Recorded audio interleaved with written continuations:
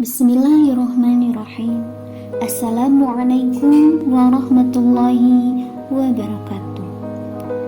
Saya akan membacakan kisah yang ketiga, kisah-kisah nubuat dari Nabi Shallallahu Alaihi Wasallam berdasarkan riwayat-riwayat sahih dan diperkaya hikmah di balik kisah.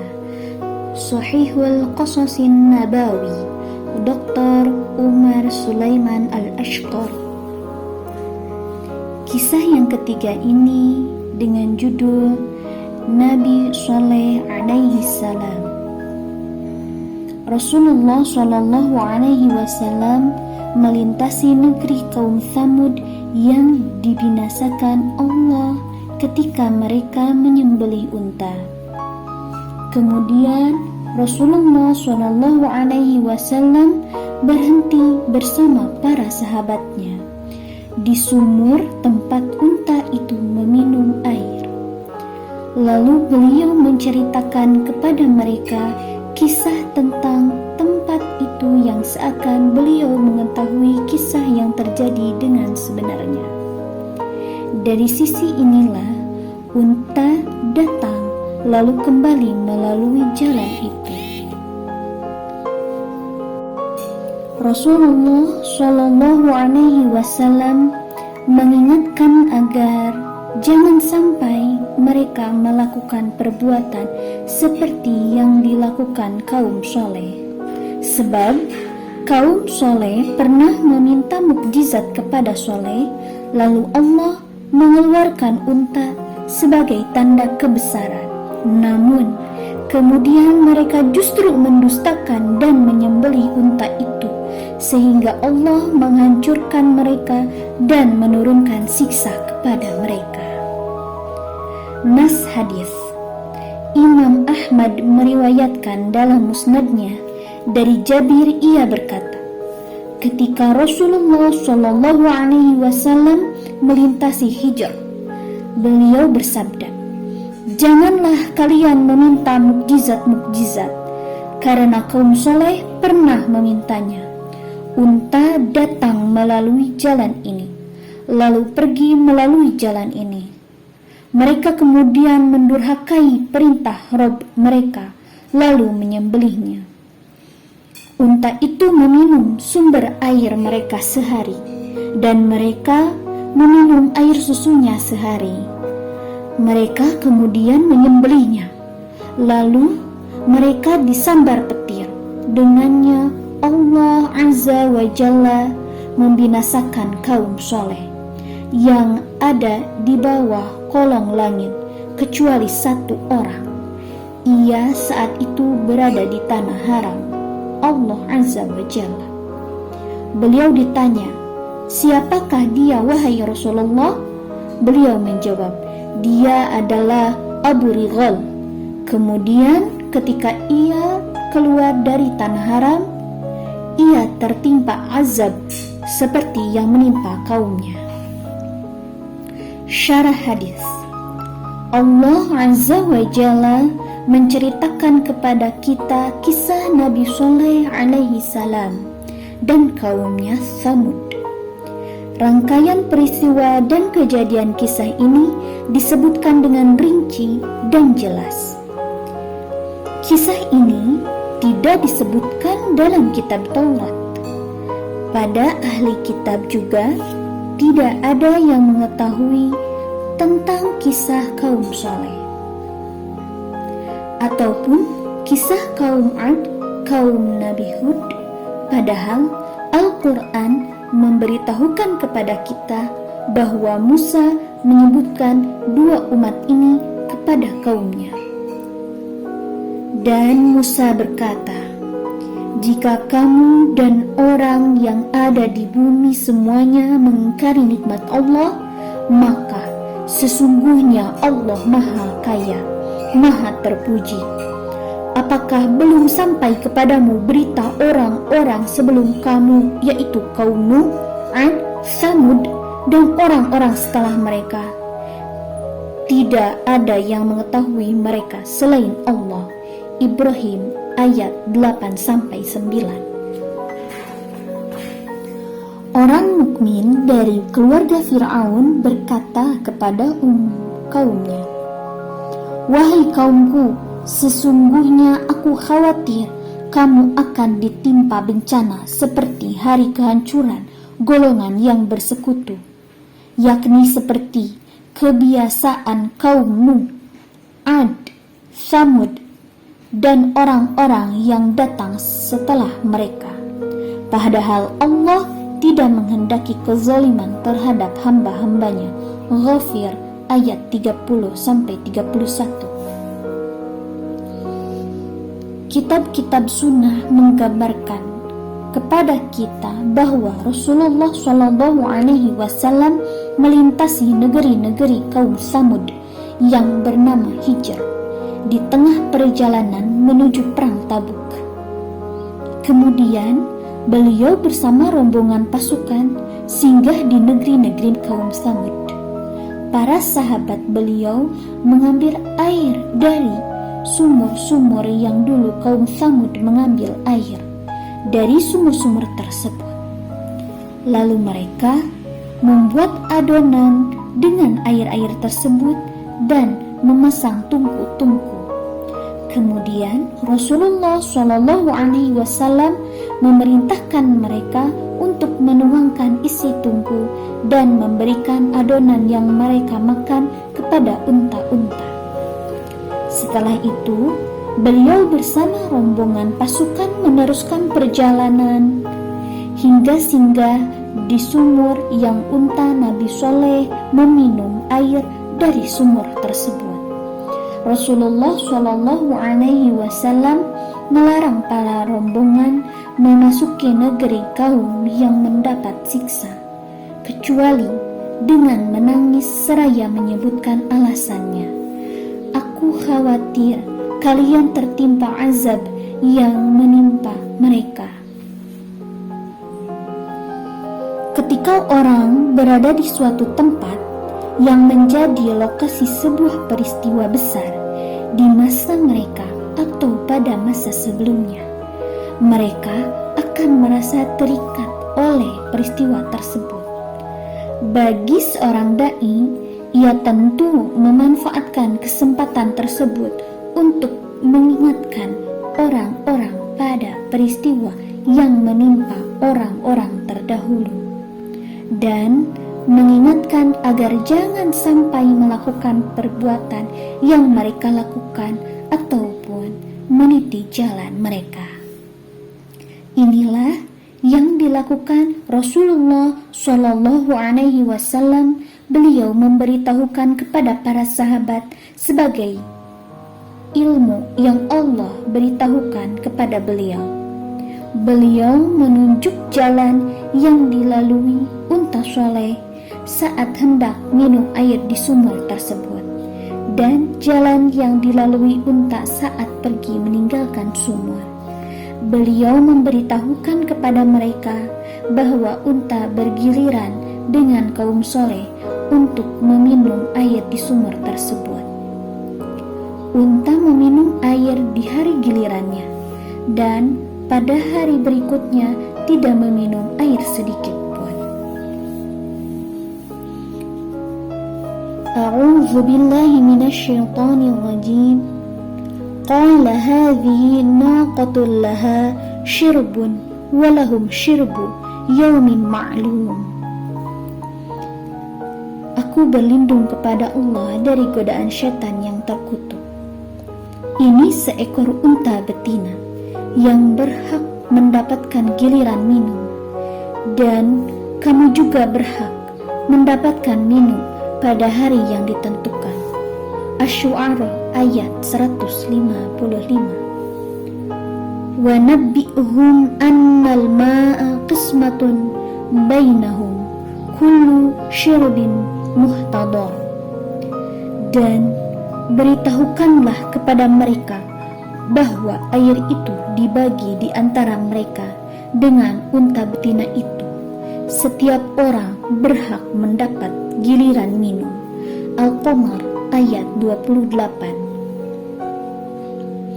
Di antara keajaiban unta ini, Seperti yang dikisahkan Rasulullah SAW adalah kaum soleh memerah susunya sebanyak yang mereka inginkan, sehingga menjadi pengganti air yang mereka butuhkan pada hari giliran unta meminum air.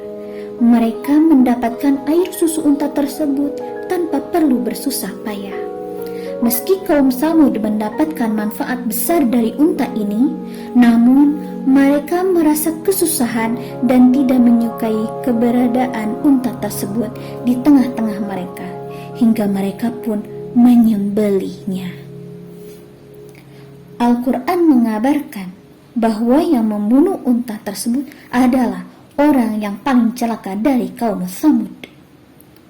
Ketika bangkit orang yang paling celaka di antara mereka, lalu Rasul Allah Soleh berkata kepada mereka, biarkanlah unta betina dari Allah ini dengan meminumnya, namun mereka mendustakan dan menyembelihnya. Asy-Syams ayat 12-14. Rasulullah SAW melalui salah satu hadisnya menyebutkan kepada kita bahwa si penyembelih unta adalah orang berkulit merah. Beliau berkata kepada Ali bin Abi Thalib dan Ammar, tahukah aku beritahukan kepadamu siapa orang yang paling celaka? Tentu wahai Rasulullah, sahut kami. Beliau bersabda, ada dua lelaki, orang berkulit merah dari kaum Samud yang menyembelih unta soleh, dan orang yang menikahmu, wahai Ali. Di bagian ini maksud beliau kepada Ali hingga darah membasahi ini jenggotnya. Dalam hadis lain, Rasulullah SAW menyebutkan sebagai pemimpin kaum, disebutkan dalam kitab Sahihain, ketika bangkit orang yang paling celaka di antara mereka. Asy-Syams ayat 12. Orang yang jahat, perkasa, dan mulia di tengah-tengah golongannya, seperti Abu Zam'ah. Al-Aim artinya jahat, perusak, dan keji. Setelah mereka menyembelih unta, Nabi mereka mengancam azab kepada mereka setelah 3 hari. Ia berkata kepada mereka, bersukarialah kamu semua di rumahmu selama 3 hari. Itu adalah janji yang tidak dapat didustakan. Hud ayat 65. Pada hari ketiga, datanglah azab kepada mereka. Mereka disambar petir. Jika mereka berpaling, maka katakanlah, aku telah memperingatkan kamu akan bencana petir seperti petir yang menimpa kaum Ad dan kaum Samud. Fussilat ayat 13. Allah Azza wa Jalla berfirman, maka mereka disambar petir sebagai azab yang menghinakan disebabkan apa yang telah mereka kerjakan. Fussilat ayat 17. Rasul kita Shallallahu Alaihi Wasallam mengabarkan kepada kita bahwa petir tersebut membinasakan seluruh kabilah tersebut yang ada di muka bumi, baik yang ada di kampung halaman ataupun bepergian ke negeri-negeri yang jauh. Tak seorang pun di antara mereka yang lolos dari azab ini, selain seorang lelaki kabilah Samud yang berada di tanah haram. Ia terlindung dari azab karena berada di tanah haram. Rasulullah SAW menyebutkan namanya, yaitu Abu Righal. Namun ketika ia meninggalkan tanah haram, ia tertimpa azab seperti yang menimpa kaumnya. Rasulullah SAW mengingatkan kepada para sahabat agar jangan sampai meminta mukjizat-mukjizat seperti yang pernah diminta kaum soleh, karena khawatir mereka mendustakan mukjizat yang mereka minta, sehingga mereka binasa seperti halnya kaum soleh. Pelajaran dan faedah dari hadis. Yang pertama, peringatan agar jangan meminta tanda-tanda kebesaran atau mukjizat, karena orang-orang terdahulu pernah memintanya kepada rasul-rasul mereka. Lalu permintaan mereka dikabulkan, namun mereka tidak mau beriman, hingga mereka dibinasakan karena mendustakan. Yang kedua, peringatan agar jangan sampai tertimpa siksa, murka, dan hukum Allah karena mendustakan rasul-rasul dan kitab-kitabnya. Yang ketiga, unta yang Allah berikan kepada Nabi Soleh adalah sebuah tanda kebesaran atau mukjizat dalam wujud besar dan nyata. Unta ini memiliki sejumlah keistimewaan yang tidak dimiliki unta-unta pada umumnya. Yang keempat, anjuran mengunjungi tempat-tempat terjadinya peristiwa-peristiwa besar agar seorang muslim dapat memetik pelajaran dan peringatan seperti yang dilakukan Rasulullah SAW ketika berhenti di dekat sumur tanah Samud. Dalam kitabnya, Allah memerintahkan kita untuk bepergian di muka bumi, merenungkan tempat-tempat kebinasaan orang-orang terdahulu dan memetik pelajaran serta peringatan dari akhir kisah mereka. Allah Azza wa Jalla berfirman,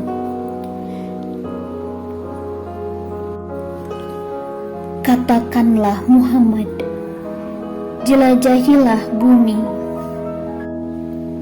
kemudian perhatikanlah bagaimana kesudahan orang-orang yang mendustakan itu." Al-An'am ayat 11. Sungguh telah berlalu sebelum kamu sunnah-sunnah Allah. Karena itu, berjalanlah kamu ke segenap penjuru bumi dan perhatikanlah bagaimana kesudahan orang yang mendustakan Rasul-Rasul. Ali Imran ayat 137. Yang kelima, kecermatan ilmu Rasulullah SAW, karena beliau menunjukkan kepada para sahabat beliau mana jalan yang dilalui unta soleh saat datang untuk minum, dan mana jalan yang dilalui unta tersebut saat kembali. Kecermatan ilmu beliau ini tidaklah aneh, karena beliau diberitahu oleh yang maha mengetahui, maha teliti. Yang keenam, tanah haram melindungi siapapun yang berlindung di sana, termasuk diantaranya mencegah Abu Righal dari siksa Allah ketika ia berada di tanah haram. Selanjutnya, ketika ia keluar dari tanah haram, ia tertimpa azab seperti yang menimpa kaumnya. Yang ketujuh, perlindungan tanah haram untuk Abu Righal ini menunjukkan bahwa kesucian tanah haram sudah ada sebelum Nabi Ibrahim alaihissalam, karena Nabi Soleh dan kaumnya Samud ada sebelum Nabi Ibrahim. Nabi Soleh berasal dari bangsa Arab, dari keturunan Nuh. Bukti kesucian Mekah sebelum Ibrahim adalah perkataan Ibrahim, Rabbana inni askantu min dzurriyyati biwadin ghairi dzi zar'in inda baitikal muharram. Ya Tuhan, sesungguhnya aku telah menempatkan sebagian keturunanku di lembah yang tidak mempunyai tanaman-tanaman di dekat rumah Engkau Baitullah yang dihormati. Ibrahim ayat 37. Itulah kisah yang ketiga. Nantikan kisah yang keempat, kisah Hajar dan Ismail. Jazakumullahu khairan katsiran. Terima kasih banyak telah mendengarkan kisah ini. Wassalamualaikum warahmatullahi wabarakatuh.